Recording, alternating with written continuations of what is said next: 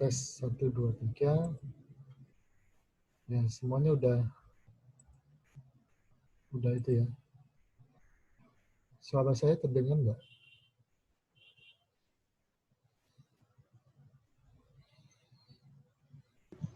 Dengar Pak, dengar. Oke.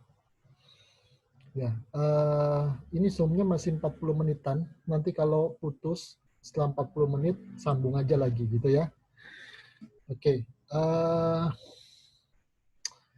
Sebelumnya saya mau konfirmasi tentang tugas proyek kalian. Saya sudah minta untuk satu orang jadi ketua kelas. Sudah ada yang terpilih ketua kelasnya?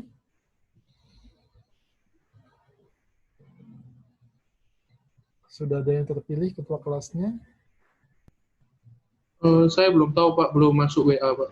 Oke, nanti harus ada ketua kelas dan kemudian saya minta nanti ketua kelas melaporkan kepada saya dalam bentuk Excel nama-nama anggota kelompoknya siapa aja. Kelompok 1, 2, 3, sampai dengan 8. Kemudian nanti ketua kelas juga melaporkan kepada saya, ketua kelas terpilih siapapun itu, kelompok 1 itu siapa, kelompok 2 itu siapa, kelompok 3 itu siapa, dan seterusnya. Kenapa kita perlu tahu kelompok 1, 2, 3 itu siapa? Karena kita perlu tahu urutan maju. Ya, pada minggu ke-6, urutan maju itu pada kelompok 1 sampai 4. Minggu ke-7 itu urutan maju pada kelompok berapa itu? Kelompok 5 sampai 8. Ya. Nah, jadi tolong nanti kalian benar-benar perhatikan urutan maju itu. Dan kemudian dari sisi jumlah kelompok memang tidak ideal, ya. Dan karena jumlah mahasiswanya banyak, kelas ini ada 80 mahasiswanya, jadi terpaksa cukup besar dan saya pertimbangannya adalah waktu kalian presentasi, ya. Kalau jumlah kelompok itu terlalu banyak, dalam satu minggu itu presentasinya akan banyak kelompok dan waktunya mungkin tidak cukup gitu ya. Saya memilih kelompok lebih sedikit, tapi kalian bisa share konten itu lebih banyak, lebih dalam, lebih lama gitu ya. Dan perlu diketahui bahwa nilai itu akan saya ambil dari nilai kelompok pada umumnya gitu ya. Jadi pastikan ketika kalian membagi kelompok itu setiap anggota kelompok bekerja dan saya tidak menerima laporan di belakang hari bahwa nanti Pak si Anu tidak bekerja, si ini tidak bekerja. Saya tidak menerima laporan seperti itu ya. Jadi kalau memang kalian melihat dan memperhatikan bahwa wah ini tidak bisa ini gitu ya. Teman saya ini tidak bisa kerja, saya tidak mau ke satu kelompok dengan dia dan seterusnya. Ya jangan diterima sejak awal gitu ya. Jadi kalian yang menyusun kelompok dan kalian sendiri yang bertanggung jawab atas kelompok itu gitu. Karena kalau saya menerima laporan kemudian misalnya saya mengurangi nilai salah satu si mahasiswa secara individu, itu nanti akan menyebabkan mahasiswa yang lain mungkin protes gitu ya. Dan saya susah, pasti tidak akan ketemu nanti karena saya tidak mengikuti secara perorangan. Jadi apa yang sedang kalian kerjakan gitu ya. Nah itu. Nah ini ada mahasiswa WA saya, mahasiswa SIM ya ini. Katanya terlambat anu ya. Oke, saya baca WA-nya sudah. Ya mungkin mahasiswa SIM dia bilang internetnya apa ini? Di Pulau Sumatera. Oh ada mahasiswa yang dari Pulau Sumatera ya. Ya udah nggak apa-apa. Nanti diikuti dari tempatnya yang lain atau mengikuti dari rekaman ini ya. Kalau ini saya rekam dengan catatan rekamannya tidak ada masalah, ya nanti saya tempel nanti di apa itu di YouTube ya, di YouTube kemudian saya masukkan ke ULS gitu ya. Nanti di tengah-tengah perkuliahan, ini jumlah mahasiswanya masih belum banyak, di tengah-tengah perkuliahan saya minta izin berhenti sebentar. Saya akan screenshot kehadiran kalian gitu ya. Jadi saya akan screenshot kehadirannya. Nanti tolong pas saya screenshot itu kameranya dibuka gitu ya. Kameranya dibuka. Tapi tengah-tengah aja ini. Mungkin jam-jam 4 nanti saya akan. Oke. Ada pertanyaan? Nggak ada. Oke. Nah, kemudian tugas kalian di minggu ke-6 dan ke-7 itu apa? Kalian saya minta... Oh, berarti kamu nggak ikut ya? Halo, bisa siapa itu? Suaranya bisa mute dulu. Siapa yang belum di-mute suaranya? Muncul di... Suaranya di-mute aja. Oke, kecuali Anda ngomong, suaranya di-mute. Supaya enggak muncul. Kalau ada suara di latar belakang. Oke. Ada yang ngecek saya apa nih? Oke. Nah, kemudian apa yang Anda kerjakan? Saya minta setiap kelompok itu mengambil satu perusahaan. Nah, karena ini masa pandemi, saya tidak mewajibkan kalian mengambil perusahaan itu secara lapangan gitu ya.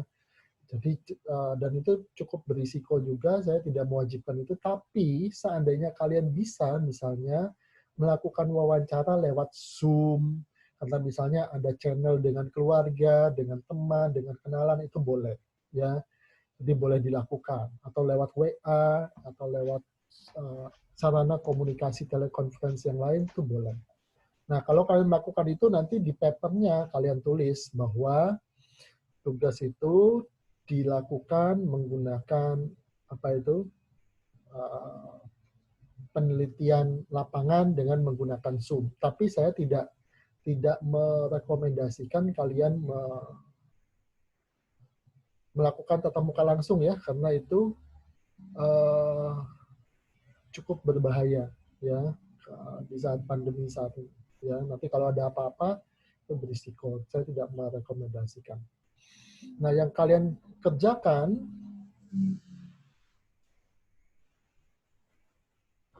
ya,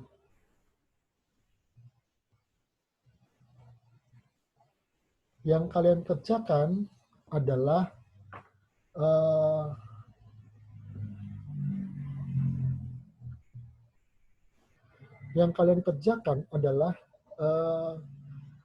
kalian nanti mengambil satu perusahaan itu, dan nanti ketua kelas saya minta mengatur supaya di antara 8 perusahaan itu, 8 kelompok itu tidak ada perusahaan yang sama.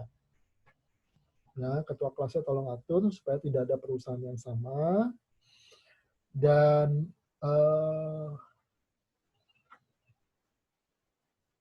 dari 8 perusahaan itu nanti saya minta untuk dipresentasikan sesuai urutannya. Nah, yang kalian lakukan apa? Kalian mengamati sistem informasi dari perusahaan itu secara detail, ya.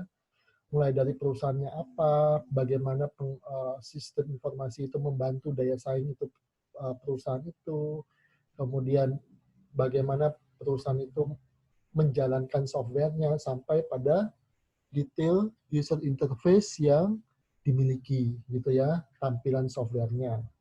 Nah, yang menjadi titik tekan saya itu bagian-bagian awalannya ya. Yang menjadi titik tekan saya sesuai dengan kurikulum baru yang dilakukan oleh teknik industri. Di bagian ini kalian diminta untuk mengolah informasi, kemudian menganalisis informasi dan menampilkan informasi itu dalam bentuk dashboard, dalam bentuk grafis. Jadi nanti kalian bisa mengambil data, kalau memang datanya ada, ya, kalau memang datanya ada. Kalau tidak ada, kalian buat saja data secara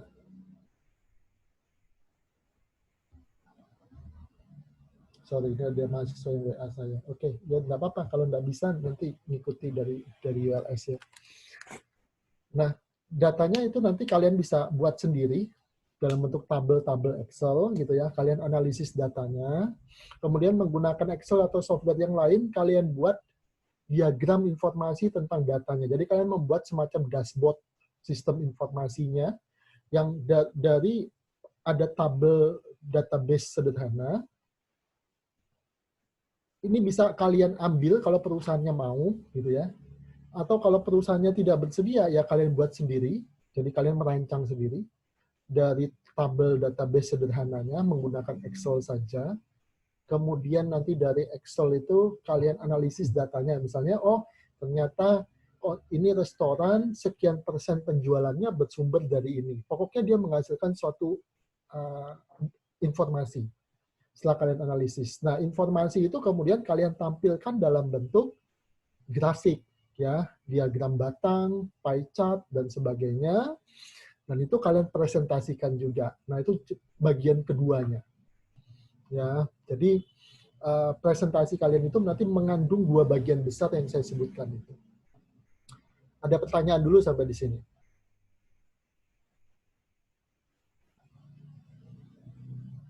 Untuk pertemuan 6 dan 7. Ada pertanyaan dulu sampai di sini? Halo? Oke. Belum, Pak. Belum, ya? Oke. Kalau nggak ada pertanyaan, untuk sementara tolong videonya dibuka. Saya mau ngambil presensi kalian sebelum kita masuk ke materi. Ya, videonya dimunculin.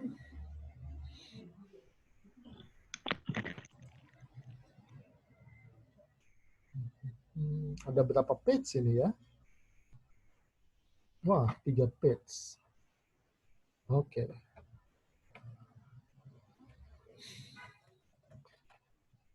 Foto wajah saya nggak usah saya munculin, nggak apa-apa. Itu wajah saya kurang lebih kayak gitu ya. Dikatur-katur sama Jawa Pos ketika saya nulis di Jawa Pos tanggal 27 Juli yang lalu. Oke, ini saya screenshot dulu.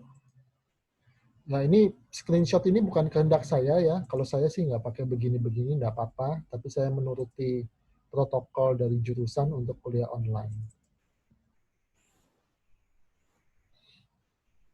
On title 1, oke.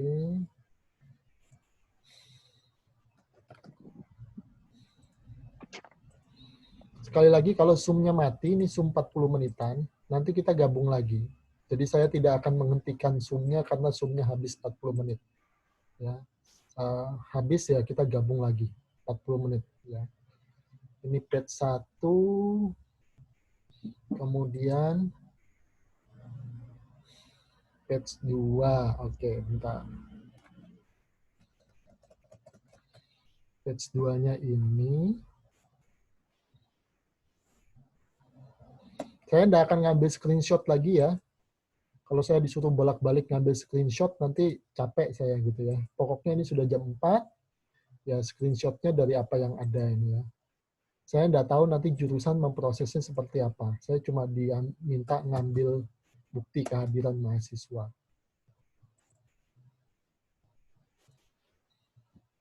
Kalau dari saya sih yang penting kalian ngerti ilmunya gitu ya.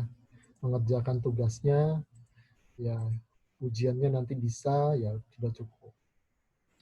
Oke, saya screenshot page terakhir. Ini ada beberapa mahasiswa yang belum menampilkan wajahnya ya. Ya sudah, saya biarin apa adanya ya. Oke.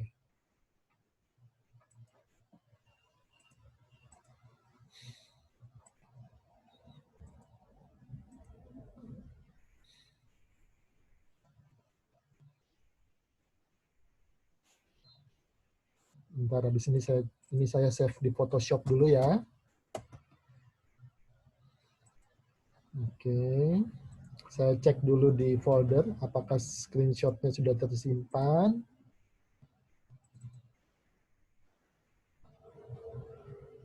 Ada anak yang belum turun, Pak. Oke, ya udah. Oke. Ya udah. Boleh ditutup lagi. Saya tahu beberapa mungkin punya keterbatasan akses internet. Anda boleh tutup lagi kalau memang akses internet Anda terbatas. Saya akan share screen untuk materinya.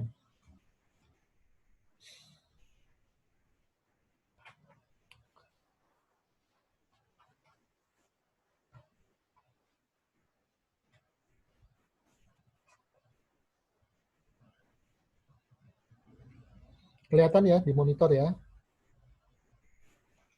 Kelihatan, Pak. Oke, ya hari ini kita akan bicara pengantar dulu ya, bagaimana teknologi informasi itu dia sekarang sangat penting di dalam meningkatkan daya saing perusahaan atau competitive advantage perusahaan. Anda tahu perusahaan itu ketika dia beroperasi, pasti dia memiliki apa itu ya,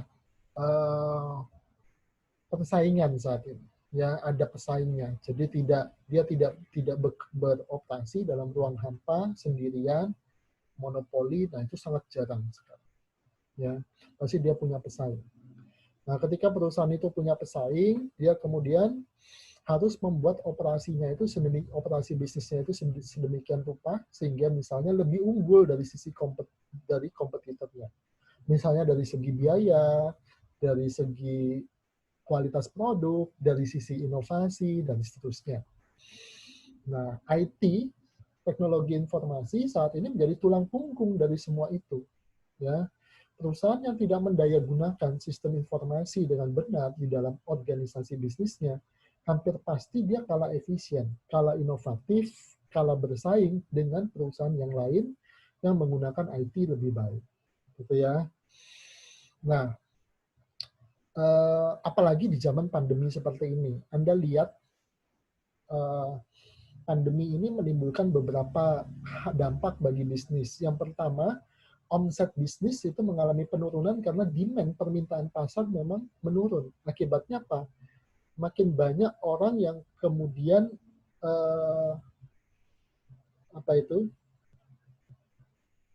mengurangi konsumsi. Ya, karena dia mengurangi konsumsi, maka apa?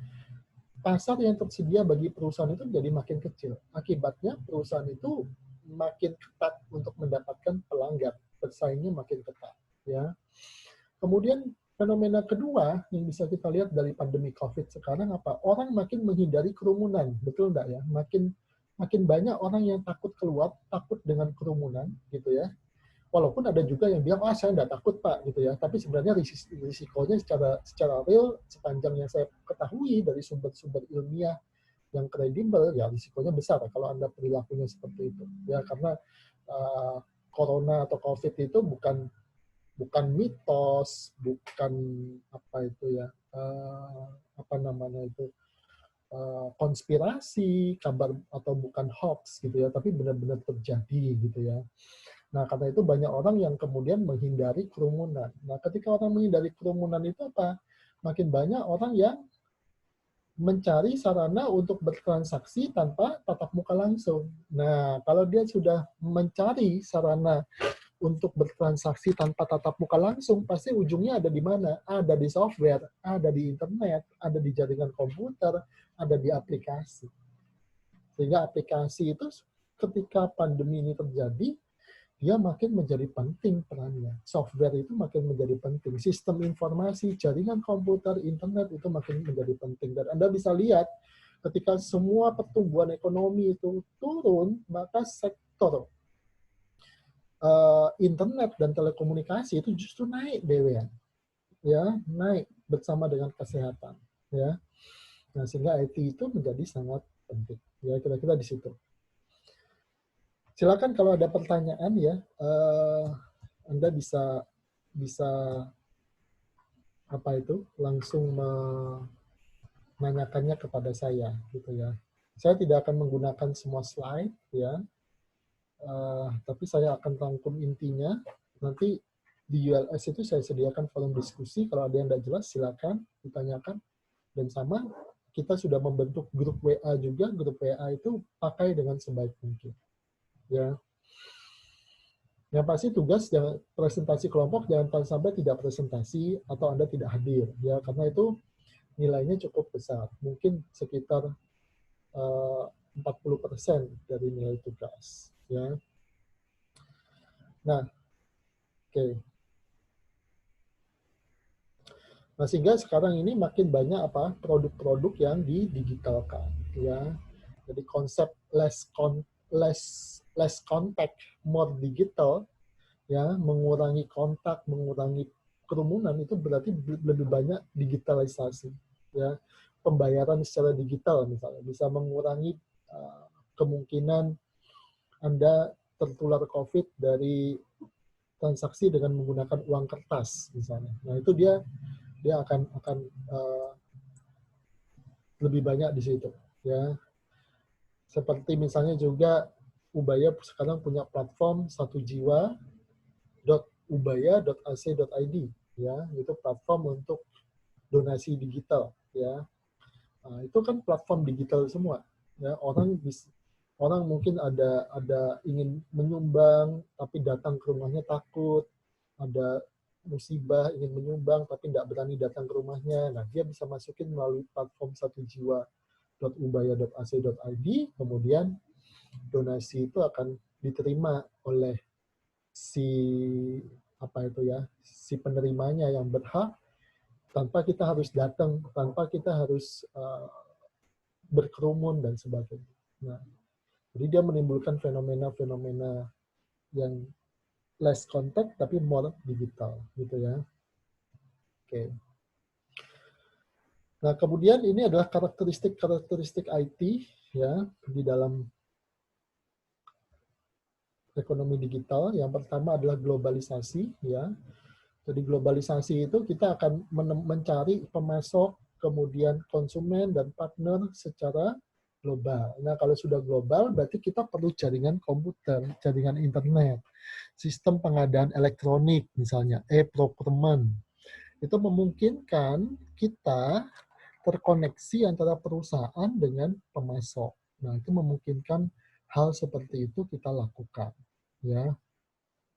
Kemudian juga ada digital system gitu ya. Jadi makin banyak penggunaan software, aplikasi ya. Kemudian juga speed, kecepatan. Semua transaksi itu hampir real time ya. Anda misalnya transfer ke bank ya. Kemudian pasti habis itu uangnya itu langsung diterima, saldonya akan langsung berubah ya. Jadi real time ya.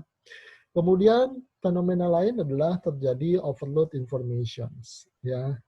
Nah, ini yang nanti di dalam tugas kalian harus bisa menjelaskan juga bagaimana perusahaan itu bisa mengolah informasi itu baik dari internal maupun eksternal untuk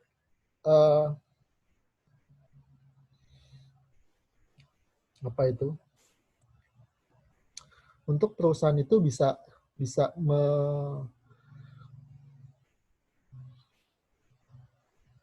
menyaring, memilah informasi supaya nanti informasi yang dihasilkan itu adalah informasi yang berkualitas, bukan informasi yang sifatnya sampah atau yang informasi yang tidak dibutuhkan oleh perusahaan. Ya, sekarang ini orang tidak lagi kekurangan informasi, tapi justru kelebihan informasi. Nah, bagaimana informasi itu bisa disaring sedemikian rupa sehingga nanti manajemen benar-benar menerima informasi yang sesuai dengan keinginan atau kebutuhan perusahaan. Ya, kemudian market terjadi shifting online, Anda sudah tahu ya, apalagi di masa pandemi seperti ini. Ya, kemudian digitalisasi, ya, musik, buku dan sebagainya, film-film.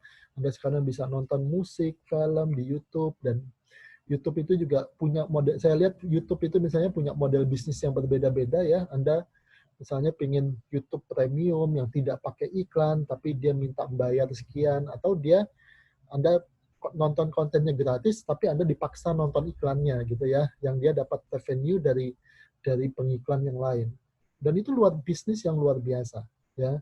Kenapa? Karena kalau di dalam dunia jurnalistik itu namanya news aggregator ya, agregator berita. Itu dia seperti Google ya, Facebook, Instagram. Itu dia benar-benar sekarang menyedot iklan media massa konvensional. Bahkan menyedot iklan media online yang bukan merupakan agregator. Ya, media online yang bukan merupakan agregator itu misalnya kompas.com. Itu yang sekarang lagi kebingungan mencari model bisnis yang tepat ya, di saat konten dan iklan mereka disedot oleh news aggregator seperti Google, seperti Facebook ya. Nah, terjadi shifting yang luar biasa. Ini silakan kalau ada pertanyaan ya. Kemudian juga ada model bisnis dan proses gitu ya. Jadi mencari model bisnis yang baru ya. Misalnya sekarang koran, makin banyak orang yang jarang langganan koran gitu ya, yang baca koran secara fisik. Apa yang dilakukan, mereka kemudian masuk ke digital. Digital, tapi apa yang mereka lakukan? Mereka kemudian mengadopsi apa itu konsep yang namanya freemium ya. Freemium itu jadi free untuk konten dasar, tapi kalau mau konten yang lengkap ya bayar gitu ya. Nah, itu yang diadopsi oleh Kompas misalnya, kontan ya, Anda bayar gitu ya. Yang kalau di luar negeri itu sukses gitu ya. New York Times, Washington Post itu sukses mengadopsi model bisnis premium itu. Langganan subscriber digitalnya mereka sampai jutaan sekarang. Nah, kalau di Indonesia itu masih di simpang jalan. Kenapa? Karena konsumen media di Indonesia itu masih melihat kalau berita online itu ya gratis gitu ya. Berita online itu nggak usah bayar. Nah, sehingga untuk menyuruh orang membayar untuk konten online itu menjadi susah. Nah, bisnis modelnya menjadi membingungkan. Nah, ini yang saya cerita. Terjadi shifting bisnis model. Ya. Tapi di sisi lain, perusahaan media itu, kalau dia mau membuat konten yang berkualitas, ya dia harus bisa menggaji wartawan yang berkualitas juga kan. Nggak mungkin wartawannya dibayar ecek-ecek, terus dia bisa menghasilkan berita yang bagus. Gitu ya. Tapi dari mana duitnya? Kalau orang nggak mau bayar, gitu kan. Nah, itu menjadi suatu kesulitan. Ya. Nah, kemudian juga perusahaan melakukan inovasi, ya banyak inovasi-inovasi yang dilakukan, ya misalnya platform digital, software, aplikasi, macam-macam bermunculan sekarang ini ya. Saya lihat itu ada yang untuk komunitas lokal, untuk pertanian, macam-macam platform-platform itu yang muncul. Ya. Kemudian juga obsolescence. Obsolescence itu cepat kuno gitu ya. Jadi dia makin teknologinya berkembang jauh lebih cepat, sehingga kemudian apa yang dulu kita anggap sebagai canggih, bagus, terutama kalau kita menengok pada hukum Moore. Hukum Moore itu mengatakan setiap sekian tahun sekali, Anda bisa lacak ya di Google atau di mana, Moore Laws gitu ya, hukum Moore. Pasti kecepatan prosesor, kemampuan komputasi itu akan berlipat kali ganda. Ya. Tetapi di sisi lain muncul peluang juga nih, ya peluang di semua aspek bisnis. Ya. Kenapa? Karena orang bisa berbisnis melalui digital. Ini menghancurkan tembok atau barrier to entry yang namanya modal. Dulu orang kalau mau jualan harus punya toko. Sekarang Anda nggak perlu punya toko fisik, nggak perlu nyewa sampai berjuta-juta. Anda punya toko online. Dan itu nggak semahal atau jauh lebih murah biayanya dibandingkan Anda beli toko fisik, gitu ya. Nah, itu peluang ya, sehingga UMKM itu sebenarnya bisa memanfaatkan itu. Tapi masalahnya ya, akses UMKM terhadap teknologi itu harus diakui juga masih terbatas, khususnya di Indonesia ya, untuk mereka bisa mengadopsi teknologi digital. Ya. Kemudian juga fraud ya, kecurangan melalui internet, pencurian pulsa dan segala macam, pembajakan WA dan sebagainya. Nah, itu muncul juga ya, pasti itu sebagai efek samping. Ya, makanya security atau keamanan komputasi itu menjadi sangat penting gitu. Ya. Kemudian perang itu juga beralih pada perang cyber sekarang ya. Ada yang istilahnya itu apa, proxy wars. Proxy wars itu jadi dia berperang dengan menggunakan tangan orang lain. Ya, termasuk dengan menggunakan digital, dengan virus dan sebagainya. Ya. Nah, kemudian juga organisasi ya, itu banyak yang berpindah ke digital ya, karena tadi saya bilang digital itu bisa meningkatkan daya saing dari organisasi yang bersangkutan. Ya. Nah, ini kenapa nih? Oke.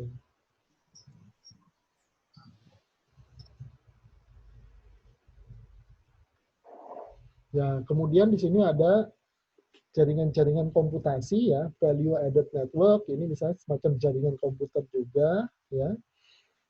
intranet ini jaringan komputer yang berada di dalam organisasi itu sendiri, atau jaringan komputer itu bisa diperluas ke luar organisasi menjadi extranet. Extranet itu ke partner bisnis. Misalnya, supplier bisa menginputkan penawaran ke sistem yang kita miliki.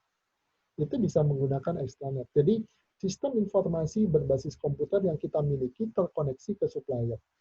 Sistem informasi perusahaan yang kita miliki terkoneksi ke pemerintah. Sistem informasi komputer yang kita miliki terkoneksi ke konsumen, ya, jadi partner seperti itu. Nah, itu menjadi extranet. Nah, kemudian ada lagi internet. Kalau internet itu apa? Internet itu adalah jaringan komputer sedunia, ya, yang kemudian kita terkoneksi satu sama lain secara global, ya, jadi macam-macam. Tapi basically yang namanya value added networks, intranet, extranet, internet itu macam-macam gitu ya, tergantung definisinya. Dan itu tidak susah, Anda bisa Google sendiri definisi-definisi itu, tidak harus saya jelaskan semua, ya. Saya menuntut kalian juga aktif untuk belajar secara mandiri. Nah, pada intinya tapi mereka adalah apa? Computer networks, jaringan komputer. Nah, tapi jaringan komputer dengan berbagai macam bentuknya, dengan berbagai skala, ya. Itu nanti silakan kalian pelajari sendiri dari buku atau dari internet, itu banyak bahan-bahannya, ya. Nah, ini ya, jadi ada intranetnya di sini, ya. Dan di sini ada apa itu? Perusahaan kita, ya. Ada kantor pusat, ada toko retail, ada karyawan, ada pabrik yang terhubung satu sama lain ini di dalam satu perusahaan. Nah, dia namanya sebagai corporate intranet, ya. Kemudian ini adalah extranet. Kalau extranet itu apa? Pihak dua terhubung dengan kita, gitu ya. Pemasok terhubung ke sistem kita, gitu ya. Konsumen terhubung ke sistem kita. Bisa. Tapi tentu saja tidak semua kita buka, tidak semua kita telanjangi, tidak semua akses kita berikan. Karena tentu ada data-data tertentu, sistem tertentu yang itu harus merupakan sesuatu yang rahasia.